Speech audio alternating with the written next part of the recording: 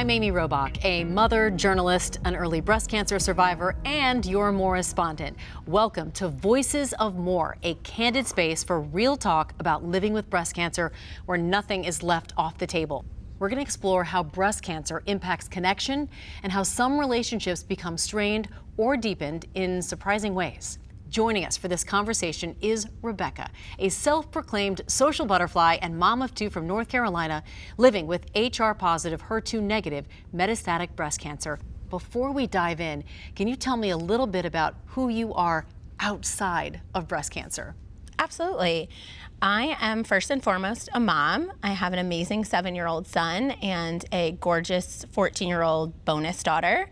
So we're a blended family. By day, I'm a financial counselor helping people build credit. And then when I'm not being a mom, I'm trying to break into the world of stand-up comedy. And I also have a podcast. So I have a lot going on.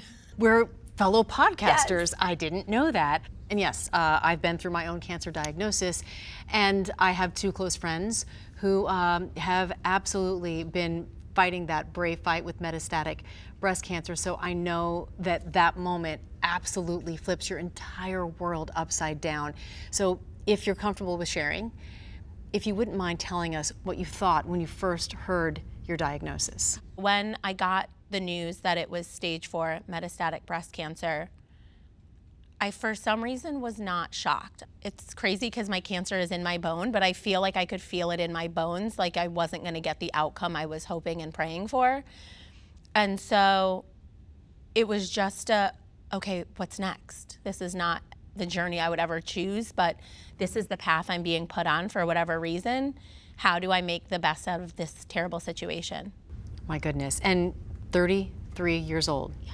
You got a stage 4 metastatic breast cancer diagnosis.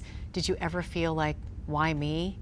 Absolutely. You know, I had honestly thought that all of the bad had already happened to me. Growing up in a broken home, growing up kind of poor, being a divorcee. There had been so many different chapters of my life where I thought I was getting the bad hand that I originally hoped this can't be bad because I've already had all this bad stuff happen. And then all of a sudden, you're reminded life isn't fair and you're not special and cancer doesn't care that you've had all of this stuff happen and you're just another number. You're just one of the millions of people that are fighting for their lives. That just made me very emotional. I'm so sorry. No, I don't. I mean, it's, you know, when you face a diagnosis and life is hard already. Yes. And then you have something that makes it even harder and scarier. It's really difficult to pull yourself up out of that mindset and say, I'm gonna fight. I know that some days are a lot easier than others. Sometimes I can laugh. Yeah. But there are other times where you can't pick yourself up off the floor, and that fear and that what if and what's going to happen, it is an emotional roller coaster. How has cancer affected your relationships? I can certainly speak to the fact that it did mine. Certain relationships have thrived during this horrible chapter. Some of my friends have showed up and shown out for me 120%. Certain family members, our bond has gotten stronger than ever. But there are people that are the closest to me that have not stepped up the way I would if the roles were reversed. I have felt disappointed in a lot of people in my life. And I recently had a conversation with my sister during my scare.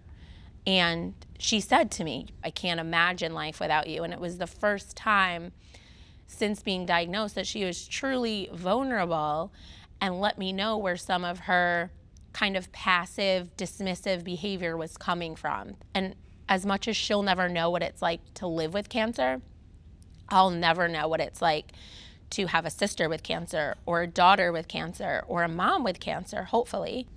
And so I'm trying to give everyone grace and realize that we are all individuals, and how I would respond is not the only way to respond.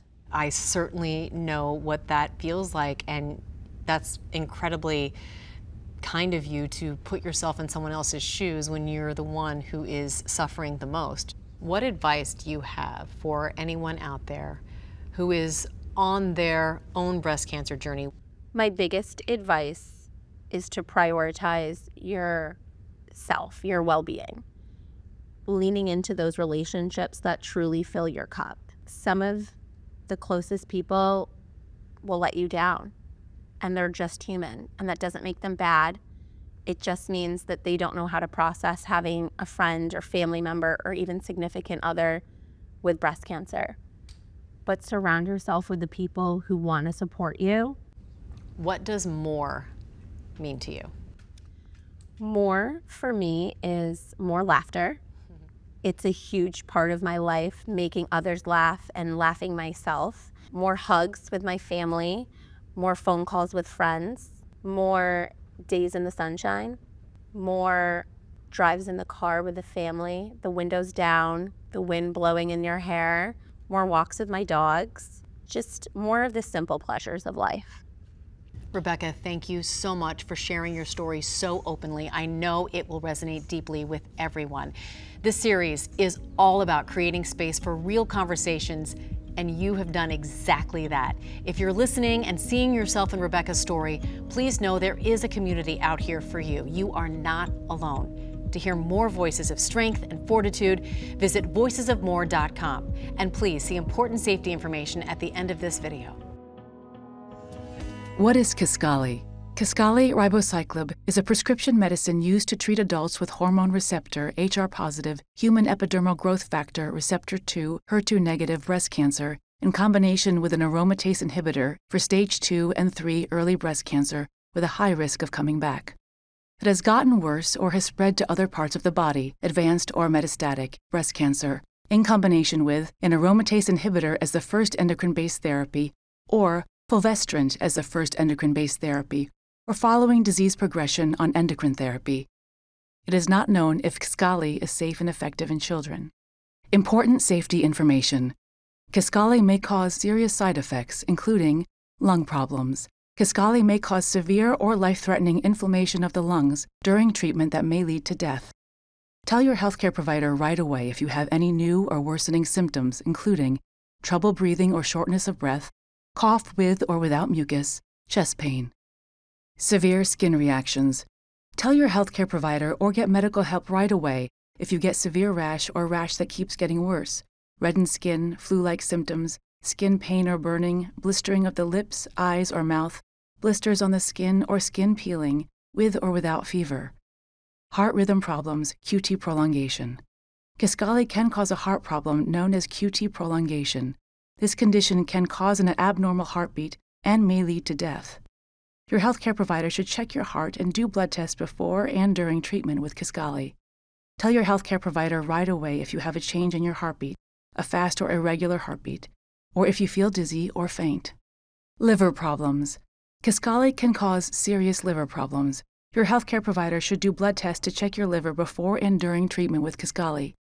Tell your healthcare provider right away if you get any of the following signs and symptoms of liver problems: yellowing of your skin or the whites of your eyes, jaundice; dark or brown, tea-colored urine; feeling very tired; loss of appetite; pain on the upper right side of your stomach area, abdomen; bleeding or bruising more easily than normal; low white blood cell counts, neutropenia. Low white blood cell counts are very common during treatment with KISQALI and may result in infections that may be severe. Your healthcare provider should check your white blood cell counts before and during treatment with KISQALI. Tell your healthcare provider right away if you have signs and symptoms of low white blood cell counts or infections, such as fever and chills. Your healthcare provider may tell you to decrease your dose, temporarily stop, or completely stop taking KISQALI if you develop certain serious side effects during treatment with KISQALI. What should I tell my healthcare provider before taking KISQALI? Before you take KISQALI, tell your healthcare provider if you have any heart problems, including heart failure, irregular heartbeats, and QT prolongation, have ever had a heart attack, have a slow heartbeat, bradycardia, have high blood pressure that is not controlled, have decreased thyroid gland function, hypothyroidism, Have problems with the amount of potassium, calcium, phosphorus, or magnesium in your blood. Have fever, chills, or any other signs or symptoms of infection. Have liver problems. Have kidney problems. Are pregnant or plan to become pregnant. KISQALI can harm your unborn baby. If you are able to become pregnant, your healthcare provider should do a pregnancy test before you start treatment with KISQALI. Females who are able to become pregnant and who take KISQALI should use effective birth control during treatment and for at least 3 weeks after the last dose of KISQALI. Talk to your healthcare provider about birth control methods that may be right for you during this time. If you become pregnant or think you are pregnant, tell your healthcare provider right away. Are breastfeeding or plan to breastfeed. It is not known if KISQALI passes into your breast milk. Do not breastfeed during treatment with KISQALI and for at least 3 weeks after the last dose of KISQALI. Tell your healthcare provider about all the medicines you take, including prescription and over-the-counter medicines, vitamins, and herbal supplements. KISQALI and other medicines may affect each other, causing side effects. Know the medicines you take. Keep a list of them to show your healthcare provider or pharmacist when you get a new medicine. What should I avoid while taking KISQALI? Avoid eating grapefruit and avoid drinking grapefruit juice during treatment with KISQALI, since these may increase the amount of KISQALI in your blood. The most common side effects of KISQALI in people with early breast cancer include decreased white blood cell counts, decreased red blood cell counts, increased liver function tests, infections, increased kidney function test, decreased platelet counts, nausea, headache, tiredness. The most common side effects of KISQALI in people with advanced or metastatic breast cancer include decreased white blood cell counts, decreased red blood cell counts, increased liver function tests, infections, nausea, increased kidney function test, tiredness, decreased platelet counts, diarrhea, vomiting, headache, constipation, hair loss, cough, rash, back pain, low blood sugar level. KISQALI may cause fertility problems in males, which may affect your ability to father a child. Talk to your healthcare provider if this is a concern for you. Tell your healthcare provider if you have any side effect that bothers you or that does not go away. These are not all the possible side effects of KISQALI. For more information, ask your healthcare provider or pharmacist. Call your doctor for medical advice about side effects. You are encouraged to report negative side effects of prescription drugs to the FDA. Visit www.fda.gov/medwatch or call 1-800-FDA-1088. Please see full prescribing information, including patient information, at KISQALI.com.